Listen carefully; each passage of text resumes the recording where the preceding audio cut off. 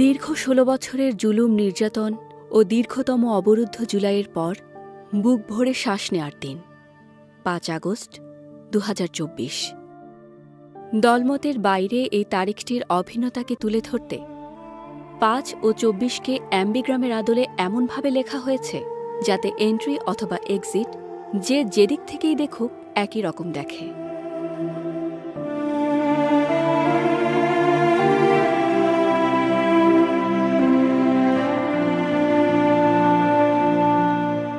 বৃত্তাকার বেদির উপর নিরবচ্ছিন্ন রেখায় যূথবদ্ধভাবে দাঁড়িয়ে থাকা, একই সাথে একতাবদ্ধ ও স্বতন্ত্র ৮টি স্তম্ভ ধারণ করে আছে সমাজের বিভিন্ন শ্রেণীপেশার মানুষের ঐক্য, যে ঐক্যে ছিল না ধর্ম, দল, মত ও মতাদর্শিক বিভেদের ছেদবিন্দু।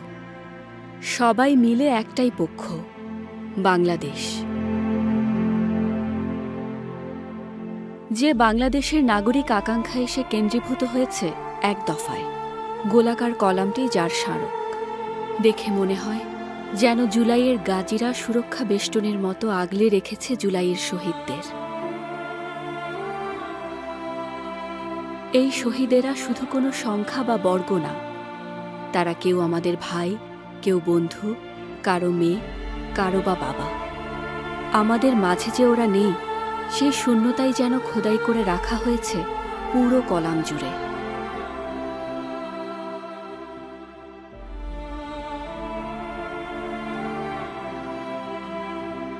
মূল স্তম্ভ ঘিরে বৃত্তাকার বেদির চারপাশে অর্ধবৃত্তাকার দেয়ালের উত্তল অংশে স্থান পেয়েছে শোষণ ও বঞ্চনার বিরুদ্ধে আমাদের দীর্ঘ সংগ্রামের ইতিহাস। ৫২, ৬৯, ৭১, ৯০।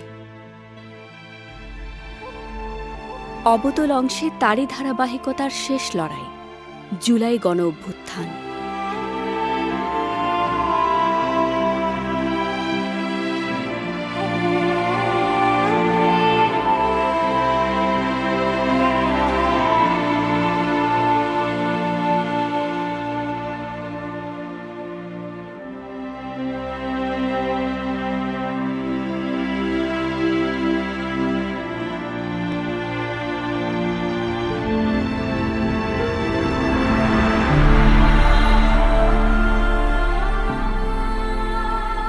এই লড়াইয়ে যারা প্রাণ দিয়েছে তারা যেন শুধু শহীদ বর্গের আড়ালে হারিয়ে না যায়, যেন নাম ধরে স্মরণ করতে পারি ব্যক্তিগত পরিচয়।